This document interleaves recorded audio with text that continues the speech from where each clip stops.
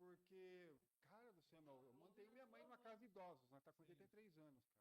Meu, ou eu priorizava, eu, cara, fui perdendo dente. Meu, uma nota, falei, não, vamos cuidar dela. Agora que ela está estabilizada, lembra? Ô, cara, sabe aqueles guardas municipais que foram presos? Da Rocan de Sorocaba, que o Ministério Público fechou? Um deles foi aquele que invadiu a casa da minha mãe e me acusou de maus tratos para encobertar. Minha mãe tinha na bolsa dela, quando invadiram, 5 mil, eles levaram 3 mil. Criaram uma cortina de fumaça, só que eu já tinha o doutor Marundo, meu, já há 2 anos acompanhando o caso dela.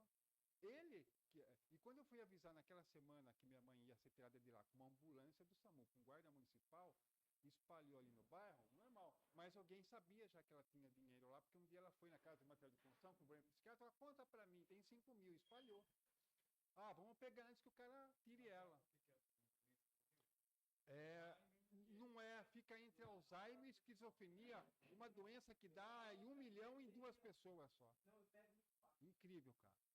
E aí, ó, só que daí eu tinha o delegado do idoso ao meu favor que me conhecia, já que sabia do carro. Eu fui lá, tive que levar as provas. Macarrão, fique sossegado, cara. Só me dá as provas aqui, ó, vamos arquivar tudo.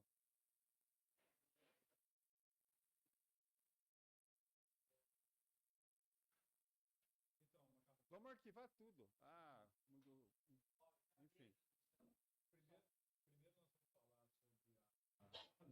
Você que manda aí. Sobre o livro, sobre essa Tá. tal. E aí, vamos falar no de... final a gente fala de amenidade. Você contar as histórias, aquelas histórias. Do Collor, aquelas histórias do assalto no Rio. Sim. Tal. Então eu vou... O mascotinho vai te perguntar, ele vai falar a verdade. Você acertou o gravador no nariz do presidente? Tá aí também. Tá. Então você vai participar da entrevista. Porque Tá. é o seguinte, como a gente vai falar de... Como nós vamos falar de terrorismo, que é muito sério. Sim. E olha, pode ter um outro 11 de setembro agora, cara. Com essa loucura do Trump aí. Então, uma das minhas perguntas vai ser sobre o Trump. Uhum. Na sua visão, pode haver um recrudescimento do terrorismo com as declarações de Donald Trump, principalmente sobre a faixa de Gaza? Você viu? Cara, esse cara é maluco. Limpeza. Quem que segura um cara desse agora? Então, só que você sabe que assim, ele vai afundar a economia americana. Vai. E será que não pode ter um atentado de novo e matarem ele, e ter gente da CIA envolvida? Viu? É que nem filme, cara, viu? O presidente vai afundar o país. Vai.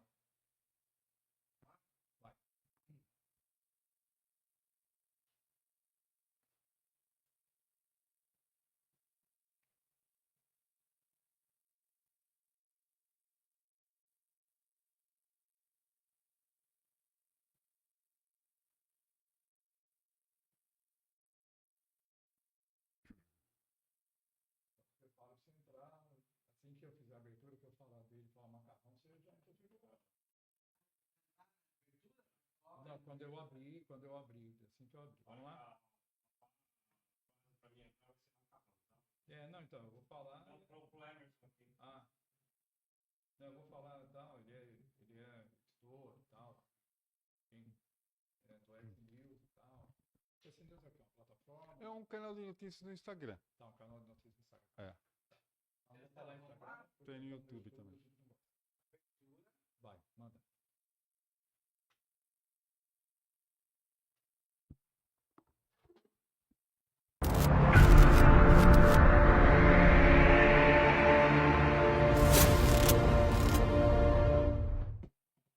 Olá, seja bem-vindo, seja bem-vinda ao nosso Assim Podcast.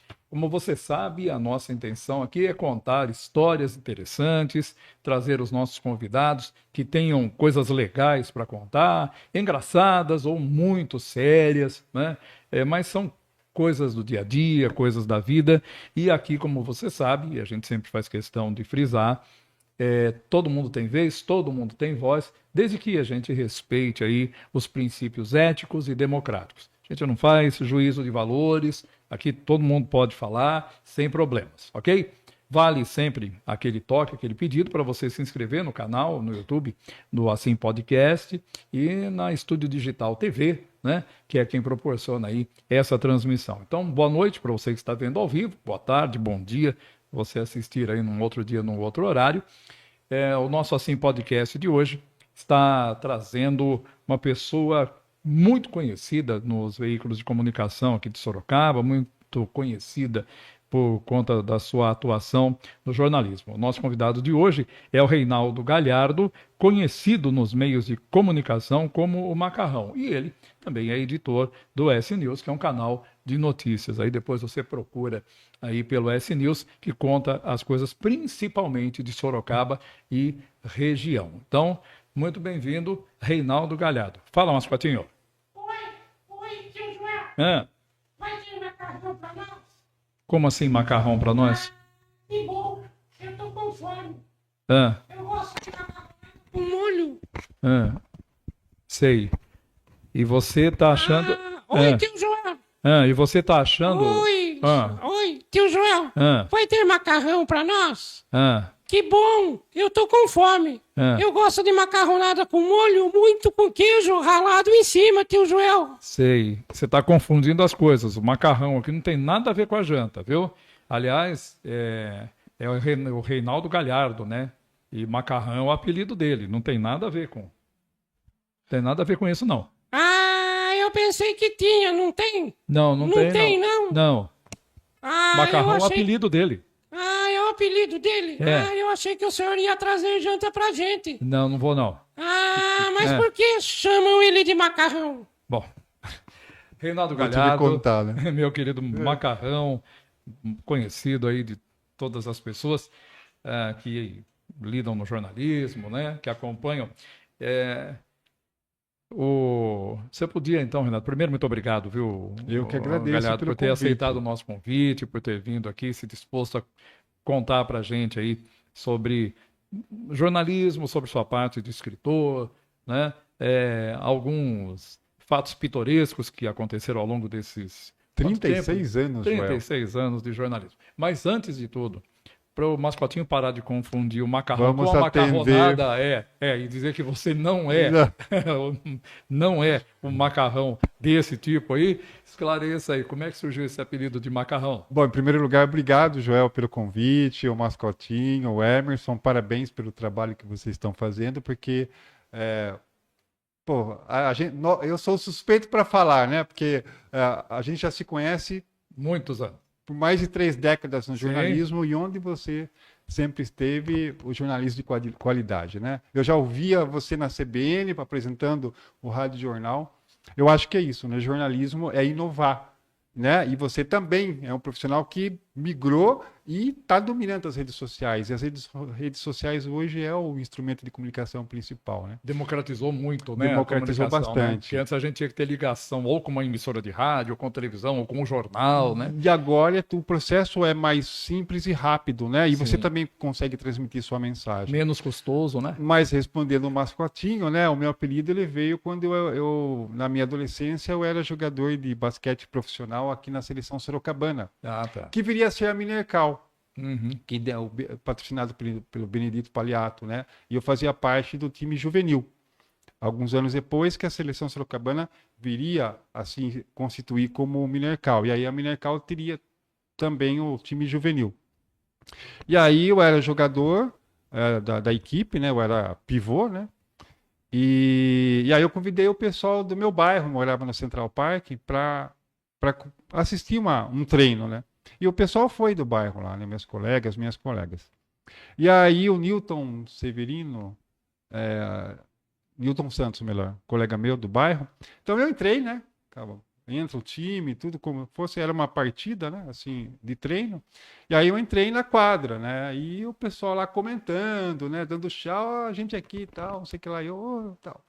Aí depois, no intervalo, né? Ele me chamou, minha colega também, pô, você com aqueles shorts correndo parece um macarrão.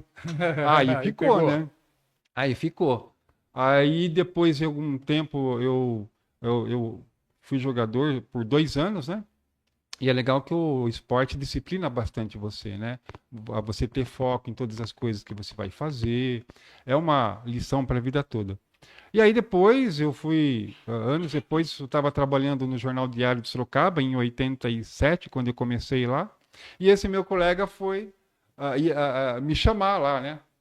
E aí eu vi lá de baixo, porque a redação ficava lá em cima, acho que você lembra, na né? Rua da Penha. Tinha a escada na Rua da Penha. O Macarrão tá aí, ninguém sabia, né? E espalhou na redação, aí começou, né? O jornalista não gosta E dessas o coisas, jornalista né? não gosta dessas coisas. É o Macarrão. Aí ficou, pegou o apelido. E aí ficou como já um apelido carinhoso, né? O prefeito Panunzi me chamava assim, aliás, até hoje, né? Todos me chamam assim. Sim, todos chamam você assim. Vereadores, enfim, virou uma marca aí o apelido, né?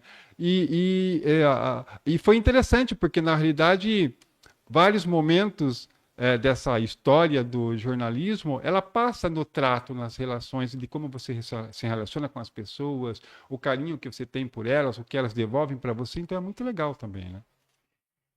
Muito bem, satisfeita aí a curiosidade do nosso querido mascotinho. Reinaldo Galhardo chamava você de Macarrão, como todo mundo chama. Em 2012, Reinaldo, você escreveu um livro, Fundamentalismo Islâmico e os seus efeitos globais, O Brasil na Rota do Terror. Esse livro aqui, ó, né? Esse aqui. Macarrão, é um assunto complexo, às vezes até meio complicado de você falar. Ele envolve radicalismo, ele envolve culturas, inclusive, né? A gente pode falar da cultura, mas e são culturas muito antagônicas, né? Então, como é que surgiu essa ideia de você mergulhar nesse assunto, fazer a pesquisa, o levantamento jornalístico que você fez, né? E é claro que isso ajuda muito, porque todo esse embasamento, né? O jornalista tem essa coisa do investigativo, quero saber mais e tal. Às vezes a gente até põe a própria vida em risco, mas faz parte do trabalho. Então, assim, quais foram suas fontes de pesquisa e realmente o Brasil corre esse risco do terrorismo, desse terrorismo e de outros tipos, do Macarrão? Como é que é isso? Então, né, esse livro surgiu na época, eu era produtor aqui de jornalismo na TV Aliança Paulista, na Rede Globo, quando aconteceu o 11 de setembro, né? Eu ainda estava em casa. Eu lembro que a TV estava sintonizada no jornal Hoje, que o Carlos Nascimento que apresentava, e que ele foi descrevendo. Na mesma hora, porque eu entrava 1 hora, depois o telejornal hora do almoço, aí eles me chamaram para eu entrar mais cedo. Se eu podia entrar mais cedo, urgente, porque eles iam precisar de mim para a minha função, entre várias equipes de produtores, era tentar descobrir se haviam sorocabanos nos escombros do World Trade Center. Né? A partir dali, eu mergulhei nisso, né? E fui colecionando, dentro da Aliança Paulista, né, a gente tinha a área de engenharia, que tinha um canal interno linkado direto lá com os Estados Unidos, né, Manhattan. O repórter que estava lá entrando para o Jornal Nacional, a gente tinha os bastidores, e eu fui mergulhando naquilo, né, observando, e todo dia checando se tinha algum sorocabano, acompanhando o noticiário, aqui as emissoras, toda a imprensa divulgando. E aí me veio uma questão, mas se isso aconteceu com os Estados Unidos, que tem uma cultura de invencibilidade vendida nos filmes, né, mostrada nos filmes, se aconteceu isso com os Estados Unidos, e com o Brasil, que nós temos a cultura do deixa para depois? Né? Não vai acontecer, fique tranquila. E eu comecei a colecionar recortes do jornal Folha da Tarde, lembra que tinha? Jornal da Tarde, Estadão, na época eu assinava também o Estadão, a Folha, a revista Veja, tudo, Isto É, e aí eu fui colecionando. Isso foi em 2001, né? Foi em 2007, eu tinha uma pilha de material de pesquisa assim, imensa em casa. E aí eu fui fazer curso de pós-graduação em Globalização e Cultura pela Fundação Escola de Sociologia e Política de São Paulo, que são as ferramentas sociológicas que vão dar o embasamento para aquilo que você acha que pode acontecer. E aí eu comecei a estudar, então foram 10 anos de pesquisa até sair o livro em 2012 e concluí o curso também, né? Bom, como é que você pesquisa? Porque eu li o livro, você já, há alguns anos, você me deu um, né? Você me presenteou com um, e eu li, mas você mergulhou mesmo, né? Você foi atrás jornalismo investigativo você foi atrás, você teve na Tríplice Fronteira, né? Fronteira. Conte pra gente um pouquinho. Paraguai, Argentina. Macarrão, por quê? Porque a Tríplice Fronteira é por onde realmente há um olhar investigativo da Polícia Federal há décadas por lá. Há até, inclusive, informações que Osama Bin Laden, num momento muito lá atrás, esteve naquela região, né? Então, são níveis de informações que são trabalhados. E aí eu tinha que apurar se realmente ali, por exemplo, por que eu fui no Paraguai? Para descobrir se realmente eu conseguiria comprar um passaporte falsificado, que é o que os terroristas mais fazem, e o Paraguai fornece esses passaportes, né? E eu consegui provar, né? Então eu tive que realmente entrar lá no meio, correr riscos, de fato, né? É bem perigoso, né? Então você tem que saber como você vai trabalhar, né? Até onde você tem que fazer uma análise de risco, né? Até onde você pode ir. E até onde eu podia ir, eu conseguia as informações. Eu não iria avançar, porque daí eu poderia realmente me colocar numa situação mais complicada, ainda mais lá no Paraguai, que jornalismo investigativo desaparece mesmo, né? Mas como também é um trabalho acadêmico, né? Então você vai trabalhando os níveis de informações dentro desse universo. Até porque, né, você não é um policial, você é um profissional de comunicação, um estudante, na época que eu estava cursando a pós-graduação, para justamente entrevistar as pessoas, né? Então também fui entrevistar líderes da comunidade islâmica, do ramo sunita, do ramo xiita, fui entrevistar também um dos principais, que era acusado, né, de ter a ligação com o Hezbollah. Ele me recebeu, né? Pude entrevistá-lo por 3 horas, mais ou menos, né? Mas não podia anotar nada, depois tinha que guardar na cabeça e depois escrever tudo isso daí. E foi uma experiência bem importante, porque esse foi o primeiro livro no Brasil na época lançado, né? Ele é uma referência hoje mesmo, de fato, nacional e internacional. Hoje está no FBI também, na sede do FBI nos Estados Unidos, né? O ano 2023 houve um treinamento de agentes sêniores do FBI em São Paulo para delegados de polícia do estado de São Paulo e do Brasil. E aí a gente estava com o meu livro e usou o livro como referência para parte que ia debater a América Latina, né? E o risco. Está hoje também na biblioteca Franklin Delano Roosevelt, nos Estados Unidos, no Capitólio. Recentemente um colega meu esteve lá e lá está, olha, está lá, o seu nome está lá na plaquinha da biblioteca. Se você chega lá e perguntar, olha, eu queria o livro do Reinaldo Galhardo, a funcionária vai lá, acha ele, tudo certinho. Tem lá para o acesso, né? Então, eu fiquei satisfeito, né? Porque é um trabalho realmente de muito fôlego, né? Foram 3 anos de redação. Que eu começava a escrever, às vezes, tipo, eu gostava bastante de sexta e sábado, né? Aí eu começava a escrever, pesquisar, então eu começava às 8 horas da noite e ia até às 5, 6 horas da manhã escrevendo. E foi válido. E agora a gente vê, sim, com essa... O Brasil não, hoje, assim, Joel, o que acontece? Lógico que já tivemos... uma das primeiras prisões, né, que aconteceu aí tem uns 9 anos, durante a Olimpíada, né, a preparação da Olimpíada, 10 pessoas foram presas, porque, inclusive com ligação com o Estado Islâmico, brasileiros, né, que realmente foram presos, investigados, alguns depois foram soltos, outros continuam presos e foram condenados, porque de fato tinham feito o juramento do Estado Islâmico e estavam planejando cometeu atentado durante as Olimpíadas. E eu mesmo, na época desse lançamento do livro, em 2012, a Copa do Mundo foi em 2014 e a Olimpíada em 2016, né?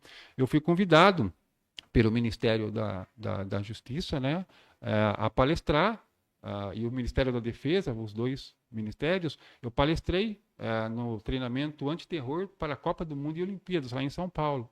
Então, a palestra era para delegados da Polícia Federal, né, profissionais da área de inteligência, e eles queriam saber também, né, por que eu me interessei por esse tema, né, o jornalismo investigativo, eu sempre tive esse olhar, né, de jornalismo investigativo, e então eu vi que isso era uma oportunidade para ampliar essa pesquisa. E também alertar. O jornalismo, sabe, né, tem a capacidade de antecipar situações para prevenir também. Né?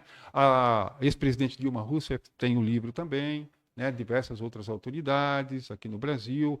O governador Tarcísio de Freitas também tem um livro. Né?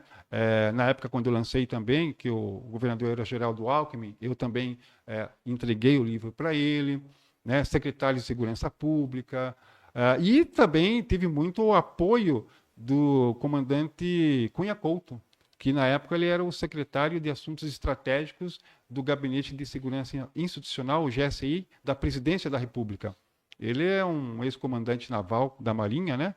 E também, como chefe da Secretaria de Assuntos Estratégicos, e o Macedo Soares, que era o subsecretário, trabalhei com os dois, à distância, por 6, 7 anos. Né? A gente trocando informação, eu recebendo material, ele também me explicando como funcionava o processo, o prefácio é dele, né?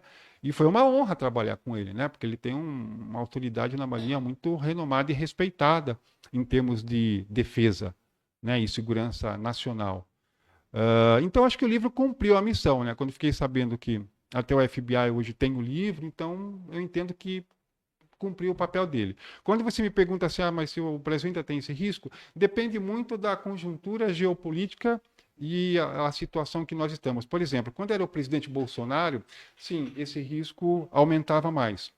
Por quê? Porque ele tem um discurso pró-Israel e palestinos totalmente uma visão bastante crítica. Né? Não tem uma consideração em relação ao sofrimento do povo palestino que é justo e que merece sim ter um Estado independente. Então, quanto mais você demoniza uma sociedade como a Palestina, que tenta encontrar o seu espaço, né, o terrorista também vai tomar essas dores. Né? Então, isso vai depender mesmo de trabalho de inteligência, investigação permanente preventiva, assinar cartas signatárias de combate ao terrorismo com outros países da Europa e dos Estados Unidos, principalmente, que o Brasil veio assinando nos últimos anos, né? Melhorar investimento de defesa e segurança nacional, ou seja, equipamento, treinamento, mais agentes na Polícia Federal. Né? Então, tudo isso se leva em conta. Agora, com o presidente Lula, que ele tem uma visão pró-palestina, não, isso não evita que qualquer pessoa queira se simpatizar, como aconteceu no período dos preparativos da Olimpíada. Né? 10 jovens, né? Pessoas aí na faixa etária de 20 e pouco a 40 anos, decidindo abraçar essa causa terrorista. Então, é complexo, mas não justifica. Terrorismo não justifica. Para você conquistar algo, eu acho que você pode partir pelas vias políticas e diplomáticas. Então, violência gera violência. Agora, com o Donald Trump, por exemplo, né, a gente pode voltar a ter um 11 de setembro nos Estados Unidos. Que agora, com a ideia dele de fazer uma faxina étnica, né, na faixa de Gaza, e transformar tudo aquilo num resort, né, você está eliminando a história de um povo, né, que sofre, que precisa ter o seu espaço, sua terra. E no Brasil se confunde muito também. Né? Como se, de repente, eles não pudessem reivindicar o território deles. Como é comparado com o MST, por exemplo, o Movimento Sem Terra, né? Que tentaram até também, no projeto de lei antiterror, incluir que as manifestações do Movimento Sem Terra poderiam ser vistas como ideologia terrorista. Isso não passou no Congresso Nacional, que seria um absurdo. Mas, ao mesmo tempo, a gente teve o primeiro terrorista de extrema-direita que eu já tinha alertado, por conta do meu olhar. Eu já tinha, no ano passado, já publicado um editorial no meu canal de notícias, que a extrema-direita já estava criando um ambiente propício para surgir um terrorista de extrema-direita, como aconteceu com o tio França. Né? Aquilo ali é um caso de de atentado terrorista de extrema-direita. Da mesma forma como nós tivemos o Adam Breivik, que foi um extremista de extrema-direita na Europa, que matou dezenas de jovens numa reunião do Partido Trabalhista, porque ele queria estabelecer uma nova cruzada mundial. Na cabeça dele, o manifesto dele, o atentado, teria essa função. Ana Guiar, muito interessante a entrevista com o Macarrão. Ana, obrigado pela participação aí. Macarrão para todos. A Yara Bernardi... Um abraço para ela, que eu conheço ela, sempre entrevistei. A Yara Bernardi, que fez uma brincadeira uma vez, que havia lá uma questão não sei se era Natal sem fome, alguma coisa assim. A Yara Bernardi falou, né, uma entrevista para você, então macarrão para todos e tal. Eu acho que foi, que foi. Mas, Macarrão, então você disse que existe essa questão de melhorar a segurança, mais agentes e tal. Mas, por exemplo, na questão de Israel, né, e Hamas, não existe país mais preparado para combater com questões bélicas e até de segurança, um país que mais trabalha isso do que Israel. Não tem. Porque Israel, desde que foi criado o Estado de Israel, né, pelas Nações Unidas, sob a presidência do Oswaldo Aranha, brasileiro, em 48. Sim. Desde que isso aconteceu e que os judeus dispersos pelo mundo, na diáspora, e voltaram lá para o local, para Israel, é que os que estão em volta, os países que estão em volta, quer dizer, houve ataques e guerras, nós tivemos várias delas, década de 60, década de 70. Então, não existe um país com uma inteligência, né, em termos de segurança, de espionagem, do que Israel. E, no final das contas, o que aconteceu foi uma falha na segurança. Como vocês não detectaram isso, que o pessoal vinha lá, né? Inclusive, foram soldadas que alertaram o exército de Israel que estava havendo um treinamento do outro lado, na faixa de Gaza, que aquilo não era um treinamento... Vira o microfone aí que tá... Aí, vamos lá. Opa! E, inclusive, foram soldadas, né, mulheres do exército de Israel que avisaram o gabinete do exército de que estavam havendo movimentações que não eram treinamento, eram movimentações já para penetração no país, ataque, e isso não foi levado em conta. O problema é que é o seguinte, o Hamas não é considerado um grupo terrorista no Brasil. Lá fora, pelos Estados Unidos, a França, a Alemanha, é considerado. O caso do Hamas é o mesmo caso das Farc. As Farc da Colômbia decidiram em algum momento abandonar o narcoterrorismo, né, e depor as armas e tornar-se um partido, ser eleito, ter cadeiras no parlamento e acabou. Isso na comunidade internacional é bem visto. Nas relações diplomáticas internacionais, e todos os governos apoiam. Até mesmo o governo da Colômbia, que combatia as Farc. Né? Agora, a partir do momento que você tem um braço terrorista e um braço político, né, onde a violência ela também é um instrumento de persuasão e convencimento do propósito de você estabelecer uma resistência para ter um Estado independente, ela é bastante complexa, porque não justifica você matar as pessoas para você reivindicar algo.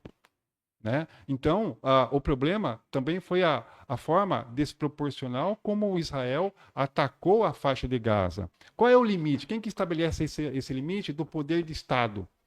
Né? É como o policial militar que é acusado de usar a força em excesso. Ele pode usar, mas se ele usar a força em excesso, ele vai cometer um crime, ele vai matar alguém. Né? Então, isso acontece também quando você discute o papel de uma nação-estado e qual é o papel da força de segurança naquela nação para estabelecer um equilíbrio social, um controle social para que não tenha crime, não tenha morte, percebe?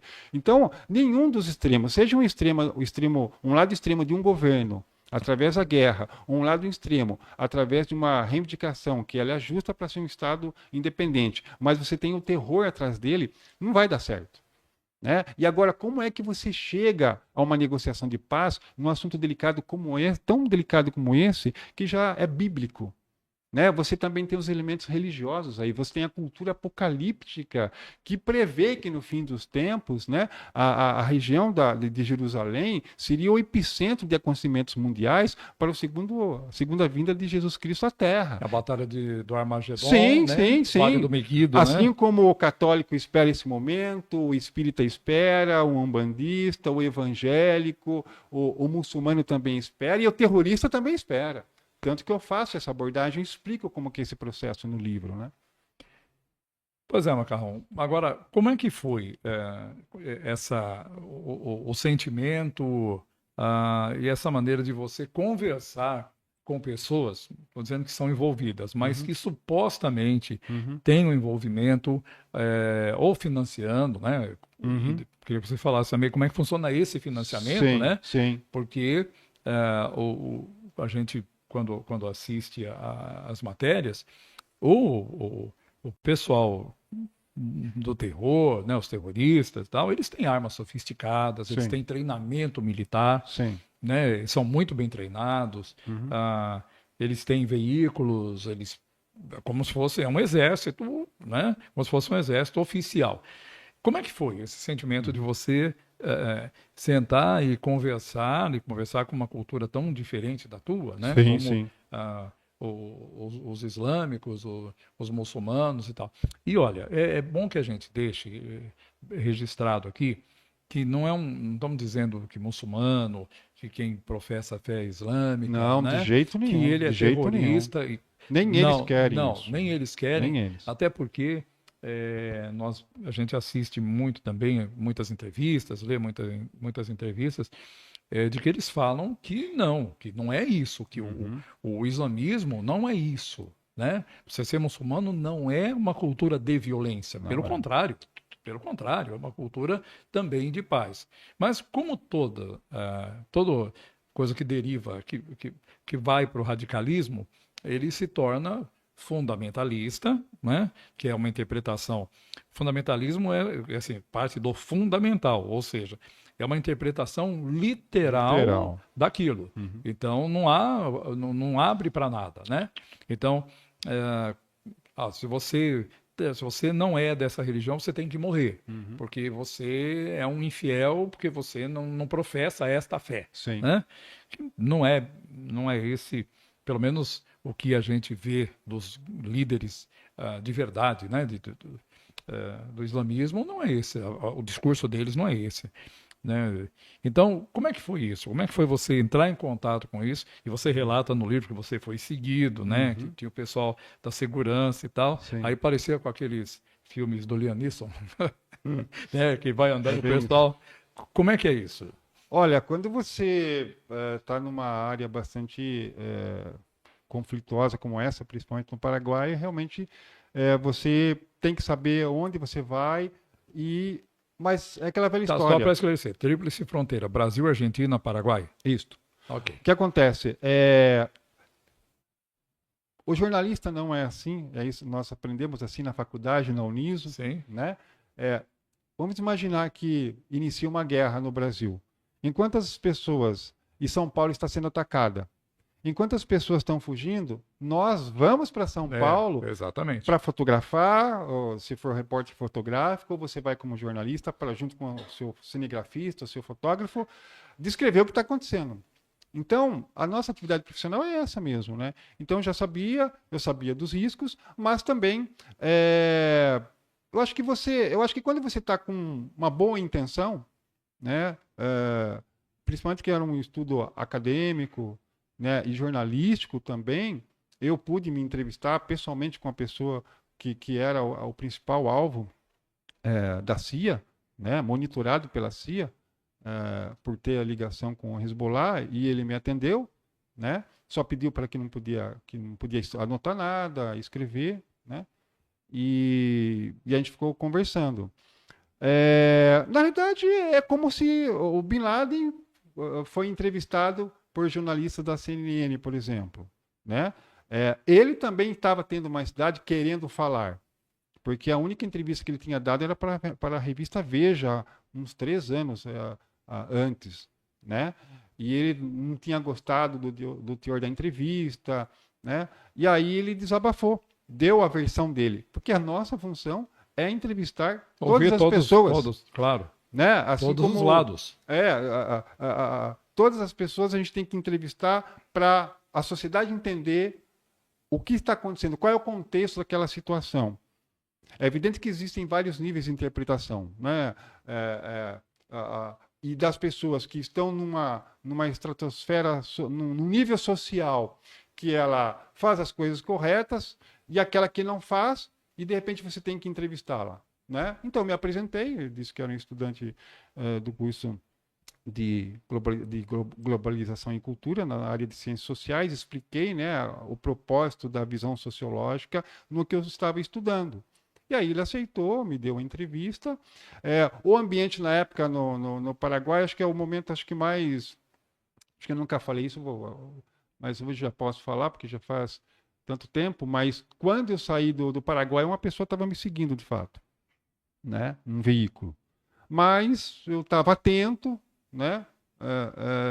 Já sabia que era uma área bastante conflagrada, mesmo perigosa, então, vamos assim dizer que eu sabia como me movimentar, né? Mas você tem que fazer o seu gerenciamento de risco mesmo, né? Tudo tem um limite. Né? Se você extrapola aquilo, você realmente se complica, né? Você se coloca em risco. Eu entendi que o meu propósito era um dos melhores, tratar a pessoa com respeito também, né? Porque eu acredito assim, o Joel, a gente tem que entender o fundamento dos acontecimentos, mesmo que não se justifique a violência. Porque no livro eu deixo claro, eu sou contra o terrorismo. Né? A gente tem que mostrar isso. Claro. Isso é desumano. Né? Existem formas de você negociar. Agora, se isso afeta um grande coletivo da sociedade e você tem o papel de mostrar onde estão os pontos de ligação, quais os riscos que isso oferece para o Brasil, e que envolve também uma nova forma das autoridades verem o que é importante, até mudar a cultura que eu chamei do deixa para depois. Esse livro, por exemplo, quando ele foi lançado, ele chamou bastante atenção, né? No Exército, Marinha, eu realizei palestras nessas áreas também. E todos também faziam essa mesma pergunta: por que você se interessou? Né? Há uma linha muito tênue também, né? Você não foi, de repente, Cristiane, é muito legal, são de parabéns. Obrigado, Cristiane. Mas houve algum momento, pelo que você relata, que não é um trabalho acadêmico, ele é simpatizante da... Não, você pode, sim, houve. Você foi sim. Suspeito de ser simpatizante. Sim, Fernando Souza, top. Sim. Obrigado, E Fernando. eu já sabia disso, né? Sim, claro. Ainda mais naquela época que não se falava. 2001, 2002, depois do 11 de setembro, qualquer pessoa que fosse falar sobre esse tema, alguém ia ficar, opa, por que está interessado? Se você começa a pesquisar na internet, Alcorão, se você começa a pesquisar, imediatamente você cai no radar. Lógico, né? Você cai no radar e isso é natural, porque esse é o papel de quem está investigando. Exatamente. De repente, eu era o único jornalista no Brasil interessado nesse tema, vamos assim dizer, mas de uma outra forma, pode acontecer no Brasil. Quem está do outro lado, peraí, mas ele está interessado com que finalidade? Ele pode migrar, ele não pode se radicalizar. Exato. Então você tem que se conhecer muito bem. Né? O papel do jornalismo é esse. Né? Eu lembro até hoje, numa das aulas da Uniso, quando a gente começou, que a professora de psicologia, não lembro o nome dela agora, ela nos falou em sala de aula: olha, vocês muitas vezes vão ser confundidos como a peça da informação. Vocês estão lá para fazer o seu trabalho, mas vocês também podem ser confundidos. E é verdade, é uma linha muito tênue mesmo. Né? Então é normal, lógico que depois você passa, né, as pessoas conhecem o meu trabalho, né, e sabe qual é o propósito. Então é natural que haja esse olhar. Depois é um processo natural mesmo, que para mim não teve nenhum problema, né? Oi, tio Macarrão. Oi, tudo bem, Você falou do seu trabalho. É verdade que o senhor acertou um gravador no nariz do presidente? Calma, Pois é, rapaz, calma. olha, Daqui a pouco a gente essas são conversa isso. as histórias do Tá bom, jornalismo. tio João. Daqui a Tá pouco bom, a- tio Macarrão. Daqui a pouco a gente conversa isso para a gente encerrar. Para a gente encerrar. Encerrar não, porque dá para conversar isso aqui a noite inteira. Mas assim, claro, a gente precisa também compactar. Aí depois a gente fala dos casos pitorescos, né? Depois o assunto sério, assim, como esse do terrorismo. Macarrão, quando você lançou o livro, em 2012, a internet não tinha um alcance que Não. tem hoje, né? As redes sociais, elas eram muito restritas. O WhatsApp não existia, veio depois, né? Nós tivemos várias coisas. A gente ainda eram outras plataformas e outras coisas, né? Orkut, né? Sim. Era um negócio mais... E hoje ela é absolutamente aberta. Aliás, o discurso do Zuckerberg dizendo que não, nós não vamos mais monitorar, a gente não vai mais fazer, não vai mais filtrar e tal. Particularmente me preocupou muito porque você abre...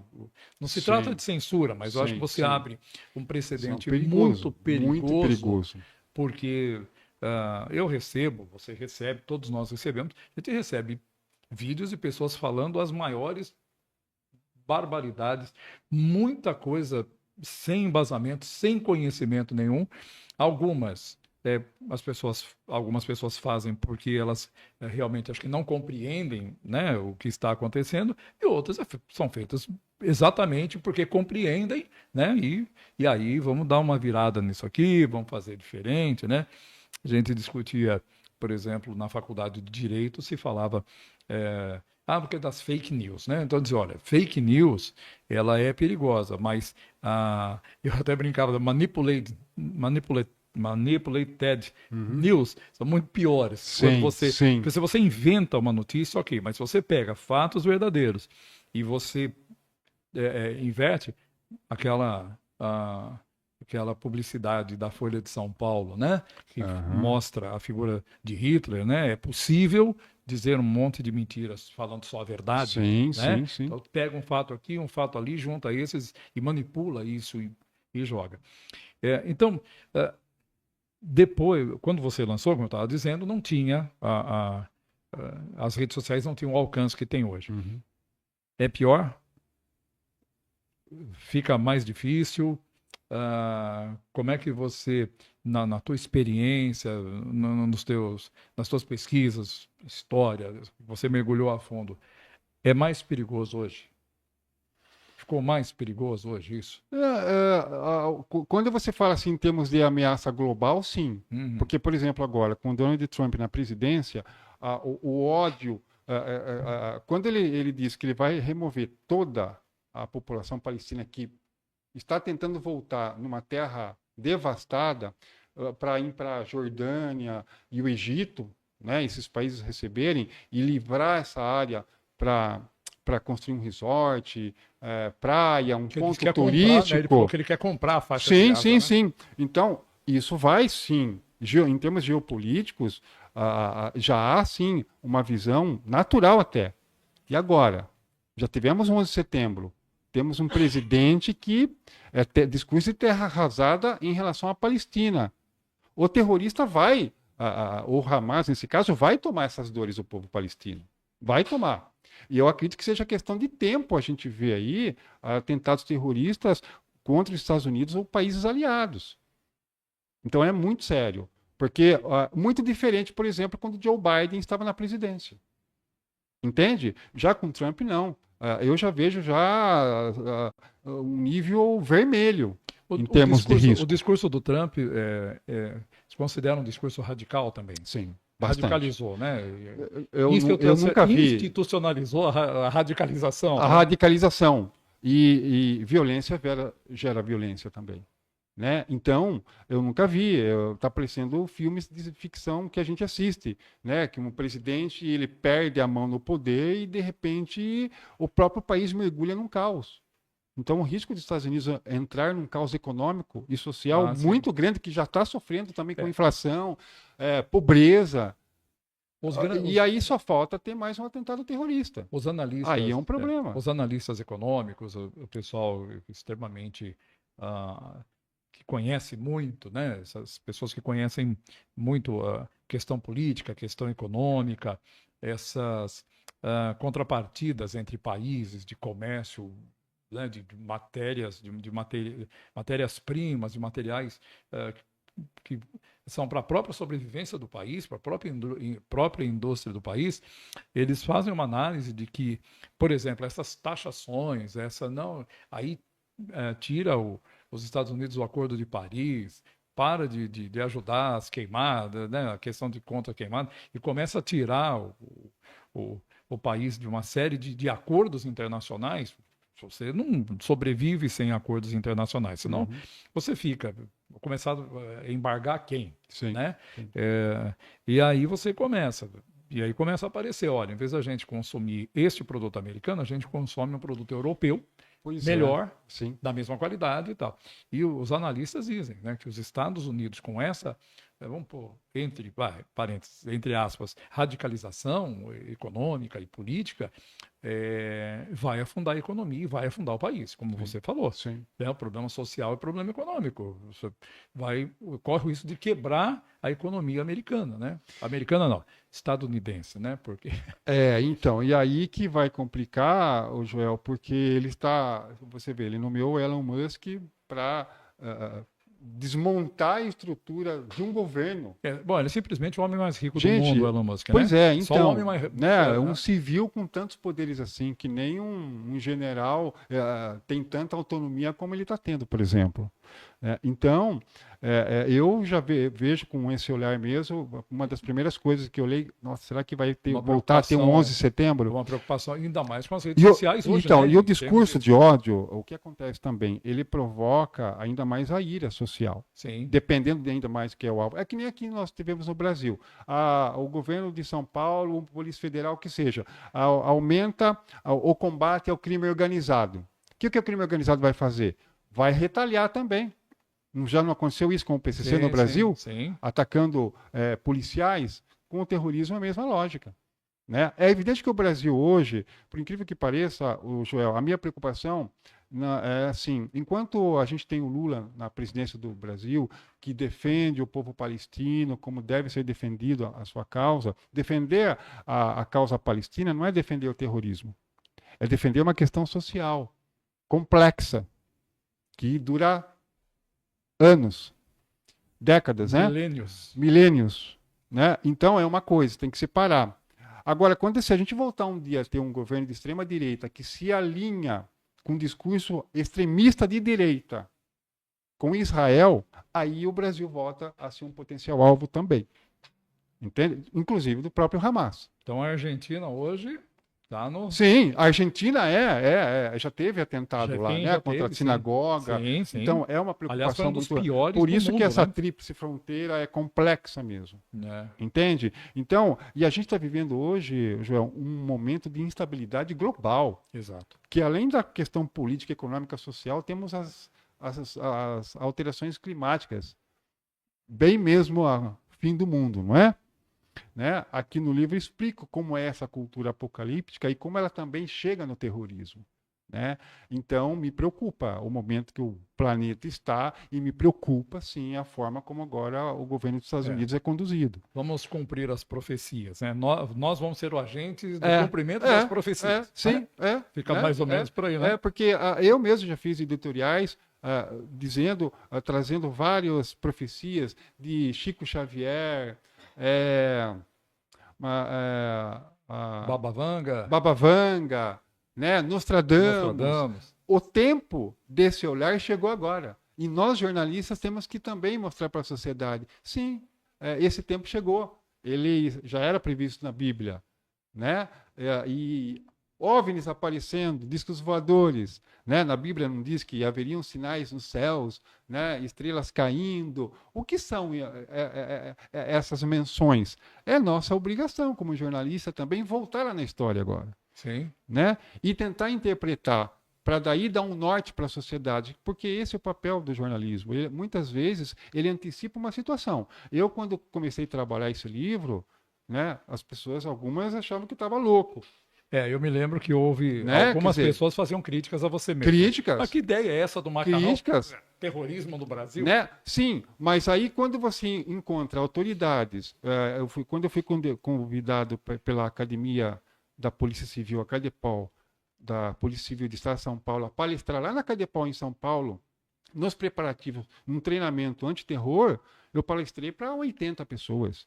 Delegados de polícia, agentes. Você Federal. não palestrou para curiosos, né? Não, é o pessoal que já estava esperando.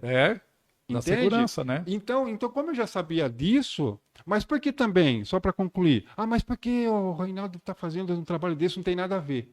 Aí, da onde que nasce a cultura deixa para depois, que às vezes esbarra até na condução de política de segurança pública, que daí é um problema, agora isso foi sendo corrigido ao longo das últimas décadas por conta do 11 de setembro. A cultura do deixa para depois, nós somos colonizados, né? E o Brasil se desenvolveu pelo meio rural. E o meio rural é uma lentidão maior de desenvolvimento social.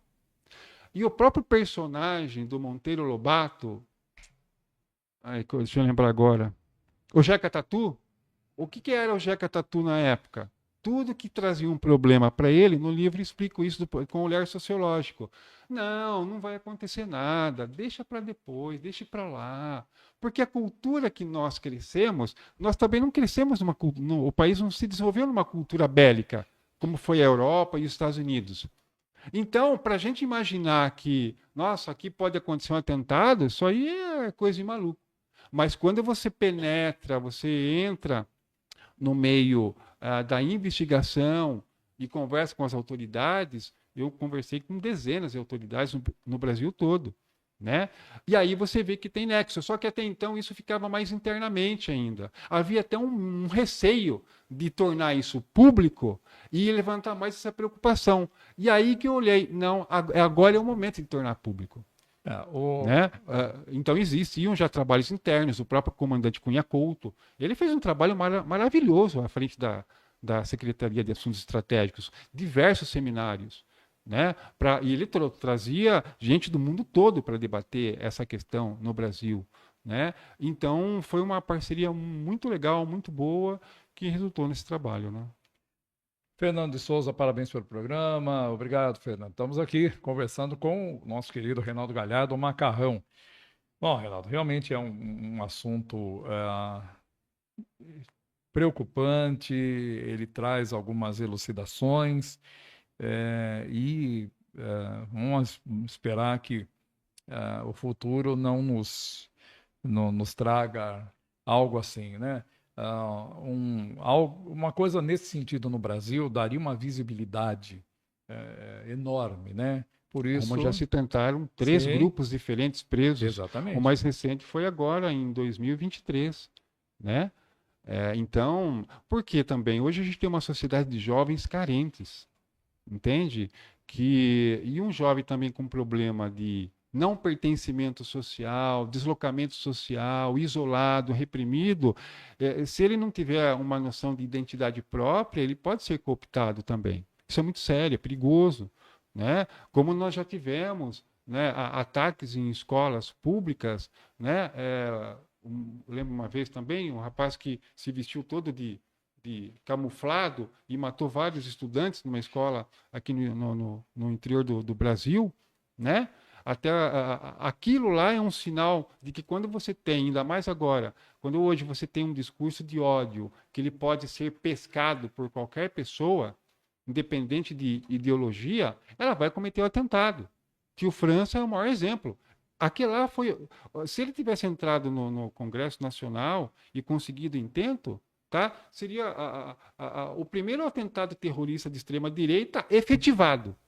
Ele não se efetivou, mas a motivação terrorista dele havia, entende? Então, muitas vezes independe, o terrorista se forma às vezes não por uma questão religiosa, mas política, como foi o caso desse senhor. Então a gente tem daí a vertente política e a vertente religiosa. Quando junta as duas... E aí junta as duas com um discurso de ódio, olha, é muito perigoso. Né? E a gente está aqui nessa sociedade, né? Fernanda, parabéns pela entrevista, Reinaldo. Obrigado, Fernanda. Um grande abraço aí. Vereadora. Bom, Macarrão, agora ok, mas aí vamos falar, porque você, ao longo desses 36 anos, eu desconheço. Trabalhamos juntos em muitas coletivas, né, Joel? coberturas. Tem uma foto, eu tenho uma foto no meu perfil no Facebook, comentando sobre jornalismo e tal. Nós, numa coletiva do Geraldo Alckmin, tá você, eu com a mão esticada. Eu lembro, eu sei essa foto, é verdade. Aí tá todo o pessoal do jornalismo, né? Todos os amigos, colegas, né? Com quem nós sempre dividimos aí as pautas, ou alguns trabalhamos juntos no mesmo veículo, mas essa foto é icônica. Eu tenho essa foto e eu espero que daqui a uns 30, 40, 50 anos, quando nós não estivermos mais aqui, não, você já mostre. Viu? A gente está tendo essa conversa hoje, junto com o Mascotinho. Eu estava pensando, já pensou a gente daqui com... Eu tô com 55, a gente já tá nessa faixa. A gente, né, Mascotinho, com 80 anos, lembra aquela vez, não sei o que lá, e a gente velhinho ali assim, cara, e ainda fazendo jornalismo. Tomara. Então, e você que eu conheço, que eu tenho conhecimento, aquele que tem as histórias mais pitorescas que aconteceram durante o seu trabalho como jornalista, né? Um deles também, clássico, que o pessoal nunca não conseguiu entender na hora, foi quando você, narrando lá um acontecimento policial, de repente você dá um grito e... Aí, conta essa história pra gente, o que aconteceu? Eu era repórter da Rádio Ipanema, né? E eu estava na delegacia, cobria o plantão, né? Então eu chegava lá todo dia, umas 5h30 da manhã, ficava até umas 7 horas vendo o boletim de ocorrência. E naquele dia, não sei se não me alimentei direito, enfim. E eu já estava meio me sentindo estranho, assim, né? E bem na hora que o chefe de jornalismo era o Wilton Lima, já falecido. E o Urbano Martins era o chefe de redação. Trabalhei com ele. Então o Urbano, Reinaldo, você vai entrar agora e tal. Beleza. E eu em frente à casa do Paulo Mendes. Eu chamei o Paulo Mendes, ele, em 15 minutos eu saio, só vou terminar de tomar um café. E aí, lembra? Na Armando Salles de Oliveira. Isso, né? Para ele ia me dar entrevista. E aí quando pode me chamar que eu vou dar notícia policial. E a notícia era um rapaz que estava caminhando pela Avenida Itavuvu à noite e foi esfaqueado. E enquanto eu estava dando essa notícia, Joel, eu não sabia, mas naquele instante seguinte eu ia ter uma crise renal, ao vivo. E eu narrando a notícia, e eu fui sentindo uma dor aqui. Ela foi aumentando devagarzinho. E eu já fui... Uma dor forte veio vindo, e eu narrando o cidadão caminhando pela Avenida Itavuvu, quando foi esfaqueado. Ai! Eu mesmo dei um berro, cara. Quer dizer, parecia, né? Bem na hora que eu estava narrando o cidadão sendo esfaqueado. Sonoplastia. E aí foi socorrido pela ambulância e tal. E aí o Paulo Mendes chegando para a entrevista, e eu tombado dentro da viatura, e o motorista desesperado. O Paulo Mendes, né? Leva ele para Santa Casa. Eu acordei na Santa Casa. Aí o motorista reportou isso ao vivo, né? Não, e aí como ele pegou o Mike, né? Lembra do Mike, chamava de Mike? Ele achou que já estava falando direto com o Urbano Martins. O Macarrão acabou de desmaiar aqui, cara. Apaguei mesmo. No ar. Né? E aí a rádio inteira ouvindo, a Sorocaba inteira ouvindo, imagine, né? O que aconteceu com o repórter? Aí como eu não parava de ligar as pessoas lá, Urbano, o que aconteceu com o repórter? Eu não sei, ele tá indo para Santa Casa. Eu acordei na Santa Casa com o José Faciabem lá do meu lado, lá querendo saber, olha, um monte de médico que aconteceu, a gente tá vendo o que é, mas foi uma cólica de rim, assim, fenomenal, cara. Pedras nos rins que eu tinha, né? Daí eu fiz um tratamento... Mas a cólica renal, o pessoal diz que é... não, é horrível, né? Diz que é uma dor assim... Não, é assim, você... Olha, não dá para descrever. Fala, Mascotinho. Oi, tio Macarrão. Oi, Mascotinho. É verdade que o senhor acertou um gravador no nariz do presidente? Pois é, acertei, depois ele tinha até medo de me ver em coletiva em São Paulo, e quando encontrava com os jornalistas em São Paulo, pessoal, de novo, o Collor não vai vir para a coletiva hoje, né? Essa aconteceu em Aramar, né? Como é que foi? Como é que foi isso? Então, né, na época Aramar, a imprensa estava criticando bastante o projeto nuclear, né, de Aramar, o risco de acidente, um vazamento, o Greenpeace aqui, os movimentos ecológicos, na época Gabriel Bittencourt. Então a gente da imprensa dava voz, manifestações na Praça Coronel Fernando Prestes, né, milhares de pessoas. E aí o Collor veio, assim que ele tomou posse, acho que no sexto, o primeiro ano do governo, ele veio visitar a Mar, né? E aí, 8 horas da manhã, a gente já estava tudo no chiqueirinho ali, né? Tinha jornalistas do Brasil e do mundo inteiro, né? Tem uns 40. Tinha dos Estados Unidos, do Japão, a TV japonesa, né? E eu estava começando em televisão na TV Metropolitana, né? Que na época eu trabalhei junto, conheci lá o Antônio Thier, Nosso Maria do produtor Rosário, aqui. O nosso o produtor nosso aqui. produtor, o seu produtor aqui. E eu estava muito ansioso, né? Nossa, é a primeira vez que eu vou entrevistar um presidente. Só que a gente sem experiência, quando eu cheguei logo, eu consegui um local bom que eu ia ficar de distância a 2 metros do presidente Collor, né? Só que depois veio chegando o pessoal de São Paulo, colocando tripé de câmera, vai jogando você para trás, né? E eu estava com 2 microfones, da TV Metropolitana e do Radar Noticioso. Então, né, Um gravador e um microfone. gravador tanto para rádio como para Exato. TV Metropolitana, o telejornal. Só que na hora que ele veio, só que assim, nós ficamos das 8 horas da manhã às 4 horas da tarde no mesmo lugar. Um sol quente, todo mundo suado, a gente não podia sair de lá. Perder posição. Então os motoristas iam até o centro de Iperó buscar refrigerante, salgadinho pra gente, né? Pra gente se alimentar um pouco lá e aguentar o tranco. Eu estava à base de paçoca e amendoim, por exemplo, sabe? Tava à base. E garrafinha de água. Aí, beleza. Aí eu lembro hoje que era o Cláudio Silva, se não me engano. Cláudio Humberto, que era o chefe de comunicação. Olha, o presidente vai falar com vocês aqui 15 minutos. Era perto de 4 horas. Todo mundo já começou. Não esqueço até hoje, né? Tinha um jornalista da CNN e um do Japão. Os dois com aquele telefone... A CNN internacional, internacional. Né? Sim, a CNN americana. Não, americana. Os dois com aquele telefone via satélite, né? Mas lembra antigão? Lembro. E o cara falando inglês e o cara em japonês já avisando a sede deles lá que iam entrar ao vivo, não sei, alguma coisa estavam combinando lá.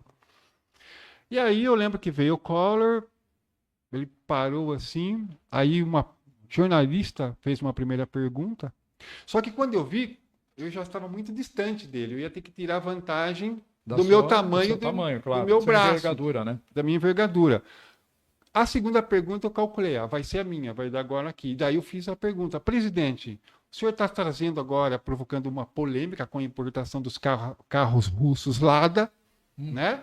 Lembra? Lembro. E o Menem estava numa briga Carlos com Menem, o Collor. Carlos Menem, presidente da Argentina, também brigando nessa mesma seara. Exato. E eu perguntei, presidente, o senhor não acredita que essa política vai prejudicar a indústria automobilística nacional, né? E que na época o Sérgio Rezi, né, já tinha uma grande penetração, eu tinha entrevistado ele antes, então ele tinha falado como que estava a preocupação do mercado nacional de carros. E aí, com base no que o Sérgio Rezi tinha me dito, uma entrevista, foi que eu questionei o presidente. Só que da hora que eu estiquei o braço, cara, estava com... esse aqui com o gravador da rádio. Esse com o da rádio, esse com o da TV. No que eu estiquei assim, que eu me desequilibrei. Cara do céu, mas foi em cheio no nariz dele, assim. Ele colocou a mão assim, ai, eu não vou falar mais. Virou as costas e foi embora. E o Collor era genioso, né? Sim. Todo mundo sabia. Cancelou a coletiva, cara. Ou seja, acabou com a... Imagina assim, eu vendo os jornalistas. Cara, você acabou com a coletiva, meu Deus do céu. Só que depois eu consegui um furo ainda. Ele cancelou a coletiva, foi todo mundo embora, não acreditava que tinha aquilo que tinha acontecido. Só que como eu já conhecia a Aramar, que eu já estava fazendo há anos matéria lá, para o Jornal Diário de Sorocaba, na época, eu vi que ele entrou para um local, que ele ia sair em outro. E eu fui lá e fiquei esperando ele saiu. Eu consegui entrevistar ele daí.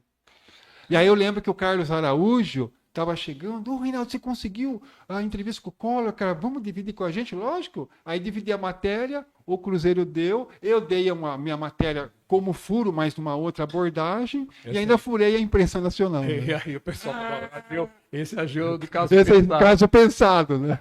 Ô tio Macarrão, é verdade que o senhor fotografou um presídio e quase atiraram no senhor? O senhor apanhou? Pois é, essa estava no Diário de Sorocaba, o Walter de Luca, né? Sim. Era o diretor de redação, e o fotógrafo nesse dia não foi, e aí ele pediu, o presídio estava para ser inaugurado, né? Presídio Aparecidinha. Da Aparecidinha. Aham. Daí ele pediu, ó, Reinaldo, se você puder também fazer uma foto, leva a câmera fotográfica e tal, que eu preciso de uma foto boa, né? Daí eu fui com o motorista, ele me deixou ali na Castelinho, e falei, para aqui, eu vou fotografar aqui o presídio, que pega bem, né? Da Castelinho dava para ver bem. Ele ia ser inaugurado na semana seguinte. E o pessoal, acabei inaugurando, né? Fui o primeiro preso do presídio. Né? E aí, quando eu vi assim, mas a câmera não estava puxando muito perto aí, ó, o presídio, né? E aí eu vi ainda que estava uma parte que estava murando, mas estava com cerca de arame farpado, já era a área dentro do presídio, né? E eu vi que lá tinha um monte de terra grande que estavam usando para obra e tal. E aí, se eu chegasse naquele ponto, mas eu tinha que passar a cerca, pular, passar por baixo da cerca, né? Puxar assim e ir para lá. Já estava na área de segurança do presídio, né? Mas na minha cabeça eu estava, né, pô, uma foto legal, talvez seja a manchete do jornal e tal. E aí eu ajoelhei atrás do morro, tinha uma teleobjetiva, daí sim, que a teleobjetiva ficou bem mais próxima e eu comecei a fotografar, né? Só que eu não vi que nessa hora já tinha os seguranças na guarita, lá em cima, opa, um cidadão invadiu a área. Eu vim a saber depois que eles quase atiraram, porque para eles era uma pessoa já planejando um plano de fuga. Sim, mostrar futura. As instalações como são e tal. Né? E quando eu estava fotografando com a tele, na tele eu vi lá na frente 3 caras correndo com um revólver na mão e procurando alguma coisa. E eu fotografando, né? Imaginando, ó, vou fazer uma matéria, vamos pôr no jornal também. Alguma coisa aconteceu Alguma aqui. coisa está acontecendo. E é comigo o negócio. Né? Você não desconfiava. Quando eu vi um dos seguranças assim, ele olhou na minha direção, entendeu como eu estava? Sim. Assim, ó, meu olho arregalou na tele, né? O cara, nossa, é comigo o negócio. E o cara correndo, apontando assim, e com a arma, e eu fotografando, entendeu? Não parava. Meus caras chegaram dando bordoada, né? Não tinha... E eu sou jornalista do Diário de Sorocaba. Né? E a credencial? Hã? E a credencial? Então, aí, cara, esse que foi o problema, cara. Eu tava sem a credencial, cara. Saí tão correndo da redação, entendeu? Que tinha credencial. Os caras tomaram a câmera à força, quebraram a câmera, assim, tiraram o filme, né? Claro, não sabia o que era, né? Tava. Braço para trás, assim, né? Traseiro para trás, me segurando assim e levando. Aí tinha uma cela que estava sendo terminada de ser construída, né? Mas a porta estava de aquela compensado. Me colocaram lá dentro, então, me fecharam com cadeado, cara. E fiquei lá umas 3 horas. E ninguém vinha falar comigo. Eu tava levantando minha ficha. Lógico, né? Falei que era jornalista do Diário de Sorocaba, dei o meu nome inteiro, pediram o meu RG, né? Tudo tal. E eu, por favor, me deixa só ligar. Eu preciso ligar só com o meu chefe, o Walter de Luca. Ele é o diretor de redação do Jornal Diário. Dá o número aí, a gente vai ligar para ele. Tal. Só que depois eu lembrei que chegou um momento que depois eles estavam conversando um pouco mais alto, eles estavam ligando para a Secretaria Estadual de Segurança Pública. Falaram com o secretário de Segurança Pública. Não vou me recordar quem era na época. E, secretário, temos como cidadão possível plano de fuga. Quando eu vi isso, falei, nossa, eu tô frito, né, cara? Até não ligar, sinal que não ligaram ainda pro Walter, né? Depois daí, de uma meia hora, daí veio, acho, o chefe da segurança. Pô, rapaz, já falamos com o seu chefe. Se a gente mata você aqui, cara, a gente tava já pronto para atirar, né? Pô, o maior perigo que você correu aí. Eu falei, desculpe, né? Eu também realmente reconheço o meu erro, errei. Mas, né, tava trabalhando, né? Aí me liberaram. Daí a redação tava empolvorosa lá, né? Cheguei lá, o Walter, Reinaldo do céu, cara, que perigo, vamos tomar mais cuidado. São os ossos do ofício. Então você é craque nisso. Rapidamente, que a gente já está chegando no final. Macarrão, como é que foi essa história de ser assaltado num ônibus no Rio de Janeiro? Como é que foi? Primeiro que você estava fazendo lá? Lá eu fui cobrir o primeiro Congresso Internacional de Energia Nuclear para a Rádio Ipanema. Porque Aramar sempre foi um polo, né, nacional e internacional de desenvolvimento de projeto nuclear do primeiro submarino. E aí o congresso era no Hotel Glória por uma semana. E aí eu falei para o Kiko Palhato, Kiko, quero muito cobrir, né? Porque eu já estou cobrindo sempre, toda vez que tinha coletiva lá em Aramar, eu que ia cobrir, né? Eu cobri Aramar por mais de 10 anos, né? Então aí ele autorizou, né? Ele falou, mas Reinaldo, vamos fazer o seguinte, né? A gente não vai deixar você no hotel porque eu sei que você é doido para escapar. E eu falei, talvez eu vá na favela da Rocinha fazer uma matéria, aproveito para trazer, enfim. Sim. E aí o Maurício... Isso foi em 92. 92. O Maurício de Luca ficou sabendo e perguntou se eu não podia fazer uma matéria para o Diário de Sorocaba. Lógico, aproveito e faço também. Então vou emprestar minha câmera para você também, você pode fazer foto lá. E ele emprestou para mim a câmera dele profissional, que na época custava $9.000, né? $9.000. Né? Uma teleobjetiva que além de custava $10.000. Então eu estava com muito dinheiro ali em equipamento. E o Biratã Vieira, lembra do Biratã Vieira, né? Vieira, opa. Eu não tinha mala na época, foi tudo muito rápido. Não, eu empresto minha mala, que a minha namorada me trouxe de presente de Nova York. Só para lembrar, o Bira atuante aí na questão de combate ao trabalho escravo, né? Chefe da fiscalização do Ministério, gerente regional do Ministério do Trabalho, chefe da fiscalização, e faz um trabalho fenomenal nível com relação ao trabalho escravo. É verdade. Ele que foi responsável por aquele caso da Índia, né? Uma menina indígena que estava sendo explorada como empregada doméstica. O Bira é um profissional maravilhoso. É um grande amigo e era um grande jornalista também. Sim, continua sendo. E aí ele emprestou a mala dele. Presente da namorada dele de Nova York, né? Eu nem vou falar para ela que vou emprestar, senão ela termina comigo. E aí o Kiko me deu a grana né? Só que me deixaram na casa de um parente do Sérgio Vinícius. Sérgio Vinícius, colunista social. Opa, grande Sérgio. Gente, nem te conto. Porque o Kiko, a gente vai ter que colocar alguém vigiando você, porque você, para correr atrás de notícia, eu vou te contar. E fui. Beleza. Só que quando eu desembarquei na rodoviária, que eu fui de ônibus, eram 6 horas da manhã, estava cheio de soldados do Exército, o governador era o Brizola, que algum tempo depois ia acontecer com 92. Então eles já estavam trabalhando de segurança. Falei, vou parar aqui e vou fotografar. E vou fazer entrevistas, tanto para a rádio como para o Jornal Diário. E aí, na plena rodoviária, eu abro aquela mala chique, tiro uma baita de uma câmera. Estou trabalhando, né? E entrevistando as pessoas. E já tinha o bandido me filmando lá, né? E a recomendação era eu andar sempre de táxi, né? Tal. Terminei, entrevistei um policial militar sobre a segurança lá. E aí eu estava indo para o ponto de ônibus, mas eu pensei, eu vou pegar um ônibus, porque daí eu posso sentir a cidade, porque eu estava pensando no texto do diário. Você sabe como que é o jornalista? Sim, claro. Trabalha o texto de diversas formas. O texto narrativo, né? Enfim, eu vou de ônibus para sentir a cidade, o rio, e aí compor a matéria, né? E nisso já estavam me seguindo. Era um casal. Aí eu entro no ônibus, eu estava de terno, né? Porque... estava indo para o Hotel Glória, e eu ia entrar ao vivo também para a Rádio Ipanema, tinha horário. 8h30 eu tinha que entrar.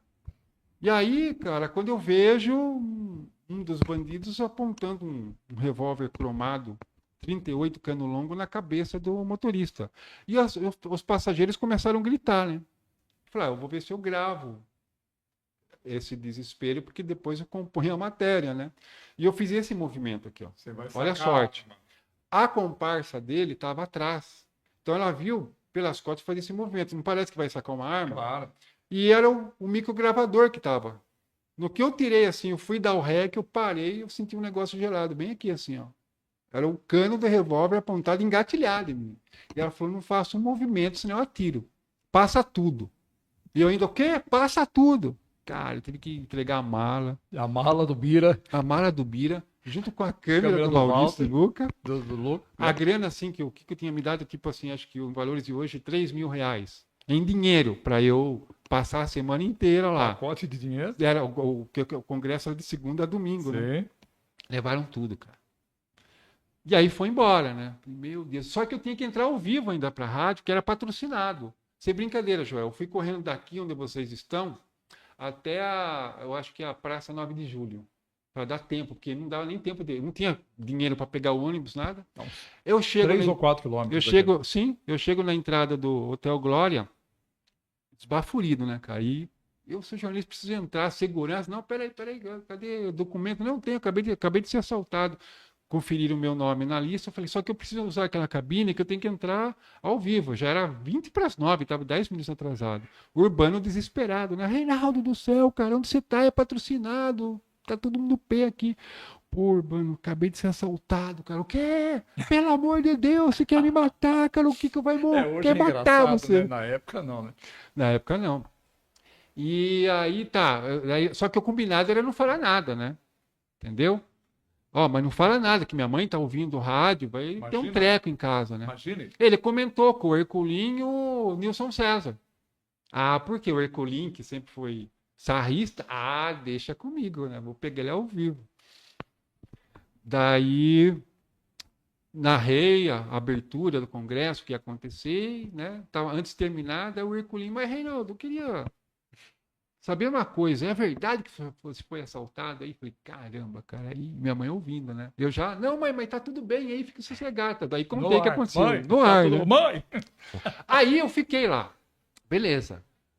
Só que eu tinha que. Aí o Kiko me mandou mais dinheiro pela família lá. Pô, Reinaldo do céu, cara, como que aconteceu isso? Olha, vou mandar mais dinheiro aí. Mas se acontecer mais alguma coisa, você vai ficar aí, cara, você nem volta. Pode ficar aí. E aí, me deram mais dinheiro, à noite eu fui no Shopping Rio Sul comprar roupa, né? Aí, fui perto de 9 horas, 10 horas fechou o shopping. Aí eu, um monte de sacolinha no Shopping Rio Sul, eu olhei, mas eu tô em Copacabana, por que eu vou pegar táxi? Vou caminhando mesmo. Fui caminhando. A hora que eu passo por um túnel, um monte de carro buzinando, tinha uma alma viva lá, cara. E passava carro. Nossa, será que é pra mim? Aí um cara, sai daí, você tá louco. Aí eu chego no apartamento, na portaria, o porteiro abriu pra mim, viu, você tá vindo, olhou que tava com sacola de roupa do Shopping Rio Sul. De onde você tá vindo, cara? Lá do Shopping Rio Sul. Você veio a pé? Você passou ali pelo viaduto? Rapaz do céu, você teve sorte, porque quem passa ali a pé, o pessoal desce lá do morro pra assaltar. Ainda mais você com essa sacola do Shopping Rio Sul. Você teve sorte, né? Imagine se acontecesse de novo, talvez estivesse lá até hoje, né? Fala, mascotinha. Oi, tio Joel. Oi, tio Macarrão. Oi, mascotinha. Viu? Só pra encerrar aqui minha participação, é verdade que o senhor pôs fogo numa TV? Não, acho que não. Não, isso não foi fogo, né? Eu trabalhava na TV, já era TV Tem, né? Depois que transformou em TV Tem, né? O J. Ávila comprou. E a gente tinha o plantão de final de semana. E aí eu lembro que a Ivana Bach, a gente comprava salgadinho, fui comprar pipoca nas lojas americanas, aí eu coloquei no forno micro-ondas. Só que eu não coloquei ele numa posição legal, então ele para, sabe quando vai virando o prato, ele fica parado no lugar, o fogo começou a concentrar ali. Ou melhor, o calor. Cara do céu, começou a pegar fogo na pipoca, né? E aí aquela fumaça de pipoca na cozinha, espalhou no corredor, na emissora inteira, saiu até lá fora na recepção, entrou no tubo de calefação do shopping Esplanada, cheiro de pipoca, assim, aquela fumaça, segurança do shopping, achando os bombeiros que o shopping indo tava na pegando TV, fogo. vendo. Será que tava pegando fogo na TV? Né? E era a pipoca que eu tinha colocado. Acho que por isso que daí ficaram essa versão Você que coloquei fogo na TV, né? Macarrão, 2 coisas assim, rapidinha pra gente encerrar. Primeiro que você... Primeiro com o Collor. Depois você teve 2 coisas com o Fernando Henrique Cardoso, né? Uma delas foi a questão do caseiro dele. Essa do caseiro, e sim. a outra foi que você furou a segurança, né? Não foi ele, você pôs a mão no ombro e falou, presidente, uma palavra para Sorocaba. E depois toda vez que você chegava, o segurança falava, você não, Sorocaba. Não, essa foi com a Zélia Cardoso de Mello, ministra da Economia. É. E com o Fernando Henrique Cardoso foi que eu consegui entrevistar o presidente dele. O caseiro dele. Eu era correspondente da Jovem Pan em São Paulo, eu fazia matéria para a Rádio Ipanema de Sorocaba e correspondia para a Pan no Brasil todo, né? Uhum. E aí eu transmitia a notícia, né? Porque bem naquele dia, o Fernando Henrique Cardoso estava comemorando 5 anos do Plano Real.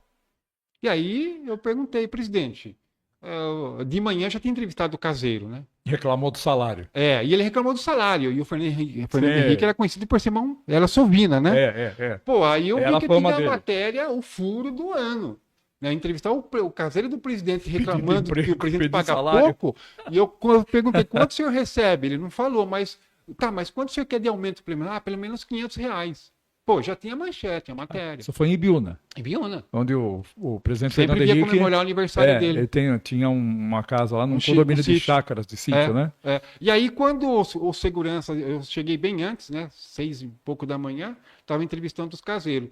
Quando chegaram seguranças, eles viram que tem um jornalista, eles já vieram querer tomar o gravador. Mas aí eu consegui trocar rápido a fita, lembra? Sim, Rádio, que a gente tinha essa regra. Eu tinha duas fitas. Duas. Porque foi o que eu fiz. A que estava, eu escondi no bolso e coloquei uma virgem. Aí o segurança pegou a fita virgem, achou que estava com a original. E eu fui embora.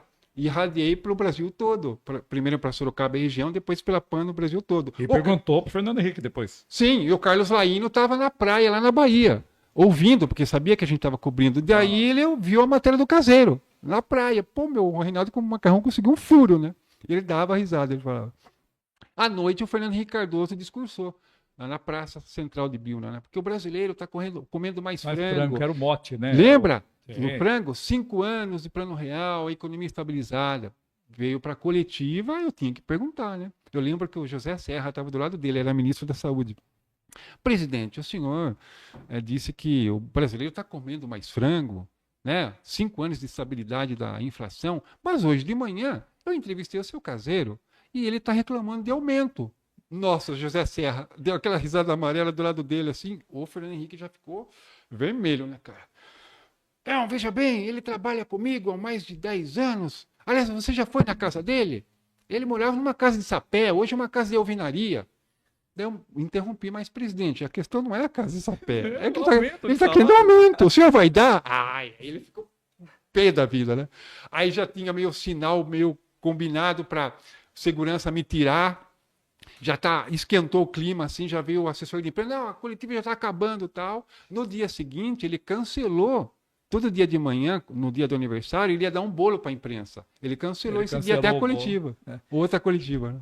Mas são as coisas do jornalismo, né? A Zélia você furou a segurança na posse do Fleury, no Palácio dos Bandeirantes, né? Porque ela deu um discurso muito bom, né? Ela confrontou o governo do Estado. Lembra que já estava o lançamento do confisco da poupança, né? E o Fleury estava batendo bastante no Collor. A ministra fez um discurso rebatendo o Fleury e dizendo que ainda o Estado de São Paulo ia ter que ter uma contribuição maior com o ICMS junto ao governo federal, enfim. E ninguém conseguia chegar perto dela, né? Ela estava lá em cima e tinha os seguranças aqueles que do palácio, né? Sim. Os cavaleiros, né? E aí eu pulei por cima mesmo ali, passando por eles, o cara tentou me segurar, não deu. Entrei numa portinha, alcancei ela no estacionamento e aí ela me deu uma entrevista, né? Ministra, o que a senhora tem a dizer e tal? Aí trouxe um furo para a Rádio Ipanema também, né? Então só agora para a gente encerrar rapidinho. Você foi o único jornalista que entrevistou a mãe do Ayrton Senna no dia do sepultamento dele. Foi essa matéria que me levaria para trabalhar na TV Aliança Paulista. O José Luizana, ele é o diretor de jornalismo, e ele já estava acompanhando a entrevista do Fernando Henrique, que ele achou incrível, né? E aí eu fui o único jornalista do Brasil que conseguiu entrevistar a mãe da Ayrton Senna num momento complicado. Para cada momento é um jeito de você se aproximar. E eu consegui, né, me aproximar dela, rompi o esquema de segurança também, né? Consegui, e aí veio a imprensa inteira. E aí eu lembro, né? Lembra o adesivo da IPA, 91,1, né? Ela segurou o microfone e eu perguntei, o gravador, eu perguntei, o que a senhora tem a dizer como despedida do seu filho, né? Essa homenagem que o seu filho está recebendo do brasileiro, o que a senhora tem a dizer ao brasileiro? E ela começou a falar chorando, né? Nossa, o Cid Moreira abriu o Jornal Nacional, a escalada, com ela segurando, ela falou, né? O microfone da IPA, 91,1 Sorocaba, a mãe de Ayrton Senna se emociona da despedida do filho e tal, e deu um trechinho. E encerrou o telejornal com isso daí. Foi legal que deu ganhar um aumento de salário, né? Bem espalhado me chamou lá, pô, que legal, você vai ter esse aumento de salário, tal. E aí, anos depois, um tempo depois, o José Luizano queria me conhecer dessa história, e aí ele me convidou para começar a fazer estágio lá, e depois fui contratado, fiquei 7 anos e meio lá e aprendi bastante também televisão. Muito bem. Reinaldo Galhardo Macarrão, muito, muito obrigado. Eu que agradeço. Por ter vindo, muito obrigado por contar aí sobre seu livro, sobre essa sua pesquisa e essas suas histórias deliciosas, mas que, como eu digo, a gente aqui sempre fala, para além do profissional, do ser humano, né? Sim, uma sim. história que junta o profissionalismo, mas também aquelas coisas do ser humano que a gente passa em todas as profissões, né? Mas jornalismo é aquela coisa, né? Você tem que arriscar se você quer realmente dar uma notícia e dar, né? Até porque a notícia não tem hora para acontecer, Exatamente. você está no lugar certo, na hora certa, né? E tem que fazer acontecer. E tem que fazer acontecer. Mas obrigado pelo espaço, Mascotinho, obrigado pelo convite, viu? Parabéns pelo trabalho de vocês, o Emerson. Obrigado. E que a gente continue se encontrando aí até o fim da vida. Até o fim da vida. Muito bem. Gente, muito obrigado por você que assistiu agora, que vai assistir depois. Se inscreva no canal, se inscreva no nosso canal, no YouTube, também se inscreva aí no Estúdio Digital TV. Emerson, fique calmo aí. Tá bom? A gente estourou um pouquinho o tempo aqui, mas com o macarrão vale a pena. Tchau, Mascotinho. Gente, até a próxima semana. Semana que vem a gente vai ter aqui um palhaço Giló. A gente vai ter o Palhaço Giló contando aqui um trabalho muito bonito que ele faz aí com as comunidades. Tem um trabalho muito bacana. E nós vamos ter aqui também algumas novidades, mas eu vou adiantar para você. Nós vamos ter o Oswaldo Barros, que é um comediante stand-up, ele é de Votorantim, mas ele faz sucesso no Brasil inteiro aí, muito amigo do Paul Cabane, aquele francês também. Nós vamos ter aqui o ex-prefeito de Sorocaba, José Antônio Caldini Crespo, e também vamos ter a Elide, que é uma professora de oratória, que tem histórias sensacionais, engraçadíssimas, para contar e falar também um pouco sobre isso. Tá bom? Então, valeu, obrigado, até a próxima. Tchau, gente.